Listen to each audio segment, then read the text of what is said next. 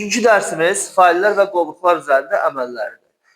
Biz ilk öncə baxacağıq ki, qovluqlarda bizdə hansı əməllər var. Qovluqlarda görünüş rejimini dəyişdirmək, qovluqlarda yerləşən obyektləri sıralamaq və s. Bunun üçün biz nə edirik? Bunun üçün biz fail bələdçisini açırıq. File Explorer və yaxud da fail bələdçisi. Windows əməliyyat sistemində faillərlə işləmək üçün faillər sistemindən istifadə olunur. Necə olur? İndi bunu da göstərəcəm. Bizdə faillər sistemi deyəndə iç-içə qovluqlar və qovluqlarda yerləşən obyektlər nəzərdə tutulur. Biz bayaqlar dediyim kimi hər hansı bir qovluğu açarıqsa, məsəl üçün olsun bizdə yaratdığımız nümunə qovluğu, hər hansı bir qovluğu açarıqsa biz nəyi görürük? Orada olan içində yerləşən qovluqlar. Bunu əvvəlki dərslərdən tanış olmuşuq. Bir də sol tərəfə baxırıq. Sol tərəfdə bizdə naviqasiya paneli var. Naviqasiya panelində müxtəlif hissələr var və hər hansı birini açaq. Tutaq ki, bunu açdıq. Buradan da biz bu qovluğu açanda birinci səviyyədə olanını açdıq. İçində ikinci səviyyəli qovluqlar var. Açdıq, məsəl üçün D diskini açdıq və açıldı, artıq növbəti səviyyə. Burada da gəlib hər hansı birini açarıqsa, məsəl üçün ki, tutaq ki, yükləmələr, özüm yaratdığım yükləmələr var. Açdıq. İçində də yenə də bizdə qovluqlar var. Hər hansı birini seçdik. Bunu açanda bunun içində var, bunu da açanda bunun içində var və s. Bu şəkildə gedir. Məsəl üçün, biz burada BSG2 var, riyaziyyat BSG2 adında. Biz açdıq bunu və içində faillər görürük. Faillərə baxsaq, bizdə yuxarıda hər hansı bu qovluğun yuxarıda ünvanı var da. Nə görürük? D diski, D diskidən yükləmələr, oradan BSG 2025 sual bazası, sonra BSG 2025 sual bazası bir daha da verilir. Çünki iç-içə 2 dənə eyni adlı qovluqdur. İbtidai BSG 2 riyaziyyat və s. Bax, bu şəkildə gedir. Bu nə deməkdir? Bax, həmin bu bizdə faillər sistemidir. Yəni, iç-içə qovluqlar bizdə faillər sisteminə aiddir. Deməli, bizdə başqa nə var? Hər hansı bir qovluqda qovluğun görünüş rejimi var. Qovluğun görünüş rejimi. Məsəl üçün, bunu götürək. Bizdə View-dan baxsaq, 8 görünüş rejimimiz var. Bunlardan ilk 4 dənəsi bir-birinin ölçüsünə görə fərqlənir. Məsəl üçün, Extra Large Icons vurdum. Bizdə nə gəldi? Biraz belə böyüdək. Bizdə həmin simgələr, faillərin simgələri daha iri şəkildə gəldi və failləri nümayiş etdirmək üçün onların kiçildilmiş variantından istifadə olunur. Large Icons Extra Large-dan sadəcə ölçüsünə görə fərqlənir. Medium Icons da onu kimi. Small Icons da amma bizdə bax bu mislərdən fərqli olaraq, məsəl üçün Medium Icons-da belə failin kiçildilmiş şəklindən, formasından istifadə olunur. Simgə kimi, məsəl üçün qrafik obyektimiz var, təqdimatımız var və s. Small Icons-da ancaq simgələrdən istifadə olunur. Və bunların hər birində, yəni ilk 4 dənə, bax bu göstərdiyim Extra Large Icons, yəni ekstra böyük simgələr, böyük simgələr, orta və kiçik simgələrdə bizdə yerləşmə ardıcılığı, sıralar sətirlər boyunca olur. Yəni birinci obyekt, ikinci obyekt, üçüncü obyekt, dördüncü obyekt, beşinci obyekt, altıncı obyekt və s. Sətir boyu hərəkət edir. Sonra gəlirik bizdə list, siyahı rejimi. Siyahı rejimi fikir versək, small icons oxşur bir suyu. Amma small iconsdan fərqli olaraq, məsələn, small iconsda bizdə yerləşməyənlər aşağı hissədə olur. Yəni, biz sürüşdürmə zolağı vertikal sürüşdürmə zolağıdır. Amma listdə bizdə horizontal sürüşdürmə zolağıdır. Sığışmayanlar, yerləşməyənlər ekrana bizdə sağ tərəfdə olur. Və burada sıralama artıq sütunlar boyunca olur. Yəni ki, birinci, ikinci, üçüncü, dördüncü, beşinci və s. Birinci sütun qurtarandan sonra ikinci sütuna, üçüncü sütuna və s. keçin. Details rejimi. Details rejimində bizdə cədvəl şəklində verilir obyektlər və sütunlar şəklinin formasında. Birinci sütunda bizdə məsəl üçün name sütunudur, adı verilir obyektlərin. İkinci sütunda bizdə dəyişdirilmə tarixi verilir, son dəyişdirilmə tarixi. Üçüncü sütunda bizdə failin tipi, dördüncü sütunda bizdə ölçüsü. İstəsək buradan add columnsdan biz əlavə sütunlar da əlavə edə bilərik. Tiles'da fikir verin, medium icons oxşuyur Tiles bir sürü. Bizdə simgə verilir, adı verilir və tipi verilir hər bir obyektin. Kontentdə də bizdə oxşardır bir qədər. Deməli, simgə, adı, yaradan istifadəçi, yəni müəllifin adı, ölçüsü və yaradılma tarixi verilir. Kimə hansı rahatdır, onu istifadə eləyə bilər. Məsələn, mən həmişə istifadə edirəm ən çox medium iconsdan. Sonra bizdə gəlir verilənlərin sıralanması. Yəni ki, hansı ardıcılıqdan sıralaya bilərik. Sağ düyməni vursaq sort əmri var burada. Hansı ki, biz bunu işçi masasından tanıyırıq. Yer gəlmişə view da işçi masasındakı kimidir. Bir qədər amma fərqlənir. Baxsaq, burada rejim daha çoxdur. Yuxarıda verdiyimiz 8 rejimdir. Ya da ki, burada bizdə sort əmri var, sort by əmri. Buradan da biz seçə bilərik ki, nəyə uyğun sıralayaq. Məsəl üçün, adına görə, dəyişdirilmə tarixinə görə, növünə və ölçüsünə görə. Həmçinin bizdə artan sıra var və azalan sıra var.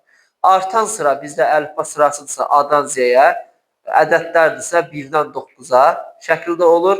Azalan sıra isə əksinə, əlifbada Z-dən A-ya, ədəd sırasında da 9-dan 1-ə. Və yadda saxlayın, faillər biz adına artan sırayla düşsək, ən birinci gələn bizdə olur. Adı müəyyən simvollardan başlayır. Məsəl üçün, hansısa adında tutaq ki, nida varsa və yaxud da diyez işarəsi varsa, ət işarəsi varsa, müxtəlif simvollar. Bunlar bizdə birinci gəlir. Simvollardan sonra bizdə gəlir rəqəmlər. Rəqəmlərdən sonra gəlir hərflər. Aydındır? Ardıcılıq budur adına görə. Sonra bizdə gəldik nə? Yeni fail və yeni qısa yolu yaradılması. Gəlin baxaq. Məsəl üçün, mən burada keçdim bir qovluğa, donulması qovluğumuza keçək. Biz burada yeni fail yaradaq. Sağ düyməni vururuq. New əmri var. New əmrində bizdə deməli, folder yeni qovluq yaradır. Shortcut yeni qısa yol yaradır. İndi bunlarda baxacaq. Bir də kompüterdə quraşdırılmış proqramlara uyğun olaraq bizdə faillər yaratmaq olur. Misal üçün, biz PowerPoint faili yaratmaq istəyiriksə və yaxud da tutaq ki, boş Excel cədvəli yaratmaq istəyirik. Gəlin, Excel cədvəlinə baxaq. Buradan gəlirik, Excel seçirik. Bizdə fail yaranır. Adını dəyişək. Məsəl üçün, qoyaq cədvəl. İngilis şriftindəndir. Cədvəl. Okey. Bizdə cədvəl adında boş Excel kitabı yaradılmış oldu. Excel'də sənəddə yaradılmış faillərə kitab deyilir. Boş Excel kitabı yaradılmış oldu. Açıq içində müəyyən işlər görə bilərik. Bəs qısa yol yaradığını harırıq. Qovluq da yaratmaq eynidir. New'dan gəlirik, folder'ı seçirik və yeni qovluğumuzu yaratmış oluruq. Qısa yolda yaratmaq uyğun qayda ilədir. New'dan gəlib biz shortcut'ı seçdik.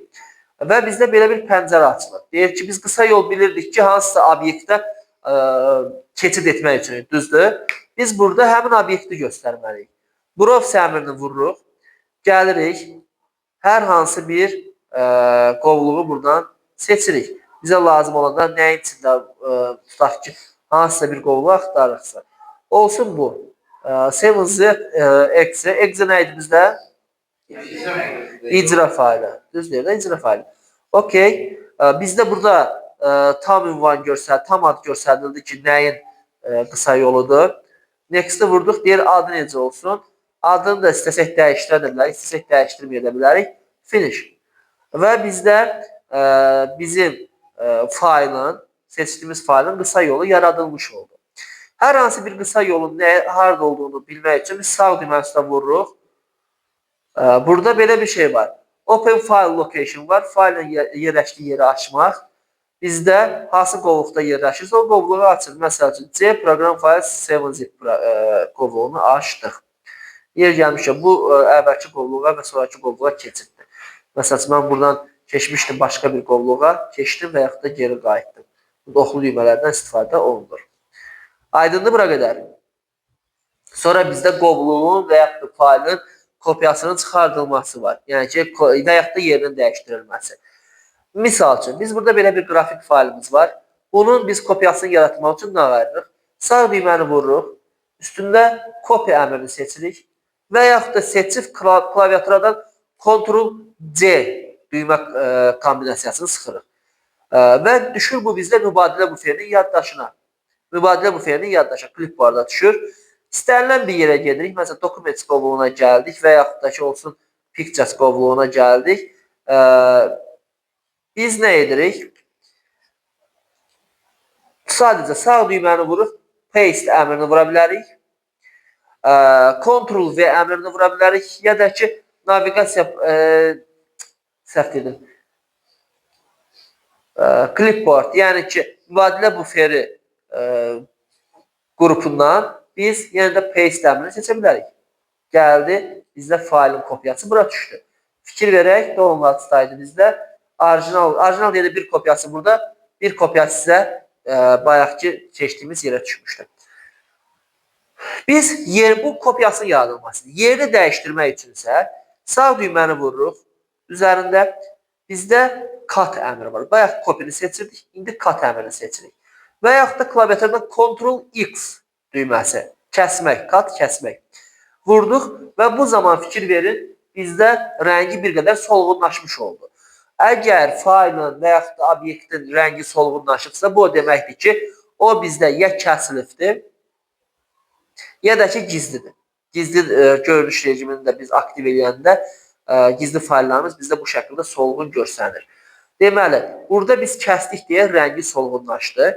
Keçirik, məsəl üçün, dokumentsə, sağ düyməni vurub, paste əmrini vuracam və yaxud da Ctrl-V ilə. Cədvəl gəldi, bura düşdü, düzdür? İndi qayıdırıq bayaqki downloadsa, görürsünüz, burada yoxdur. Kəsdik, yerini dəyişdirdik. Aydındır mı? Sonra bizdə nə var? Bizdə obyektləri biz fərqli qovluqlara aparıb tullaya bilərik, ata bilərik. Məsəl üçün, belə bir şey eləyək. İki pəncərə açdım mən. Bax, belə bir şey açdım. İki pəncərəni görürsünüz. Burada olan hər hansı bir qovluğu və yaxud da faylı, fərqi yoxdur, nə olur olsun. Mən, baxın, yaxşı cədvəli gətirib ata bilərəm digər qovluğumuza. Fikir verdiniz, mən aşağı tapşırıqlar panelinin üzərindəki simgənin üstünə gətirirəm. Açıq qovluqların siyahısı çıxır, digər qovluğa keçdim. Gətirdim, tulladım bura. Və gedib baxsaq biz, bayaqki dokumentsə, artıq cədvəlimiz orada yoxdur. Bir də biz Ctrl düyməsini sıxıb saxlayıb da yerini dəyişdirəriksə, kopyası yaranmış olur. Yadda saxlayın, Ctrl düyməsi sıxılıb, saxlanıb, failin yeri dəyişdirilirsə, kopyası yaranır. Yəni ki, Ctrl düyməsini sıxdım, cədvəlimizi seçdim, dartıram. Dartanda fikir verin, bizdə simgə nədir? Kursorun altına yazılıbdır. Copy. Aparıb hara istəsəm tullayıram. Bax, copy to 00, qovluğumuz 001'dir. Copy to 001 yazıldı. Yəni, ora tulla. Ora kopyala. Sıçanın düyməsini bıraxdım və bizdə gedib ora düşmüş oldu. Bax, fikir verin, bir cədvəl buradadır. Burada da bizdə başqa bir cədvəl yerləşir. Aydındır? Sual var bura qədər? Yaxşı. Bizdə faili silmək üçün nə edirik? Faili silmək üçün üstündə sağ düyməni vururuq. Buradan delete əmrini seçə bilərik. Və yaxud da yuxarıda lentin üzərindən home tab vərəqində lentin üzərindən delete düyməsini seçə bilərik. Klaviaturada delete düyməsi var. Onu sıxa bilərik. Və yaxud da Ctrl-D sıxırıq. Bu zaman failimiz düşür hara? Səbətə. Səbətə düşdü. Fikir ver, nə deyir? Deyir, sən deyir, bu faylı səbətə göndərmək istədiyinə əminsən. Yes, bastıq. Oldu. Bir də bizdə bir yolluq silinmə var. Bir yolluq silinmə bizdə shift delete'dən olur. Yəni, səbətə düşmədən silinmə. Bayaqlar delete vururduq. İndi klaviaturuna shift delete vuranda bax, görürsünüz, indi nə deyir? İndi fərqli deyir. Deyir, siz bir dəfəlik silmək istəyirsiniz bu qovluğu. İndi gedib, məsəl üçün, biz səbətə baxsaq. Bayaq sildiyimiz cədvəl buradadır, amma burada heç bir qovluq görmürük. Düzdür? Çünki o qovluğu mən bir yolluq silmiş oldum. Aydındır? Kimin sualı var? Kim nəyi başa düşmədi? Sağ olun.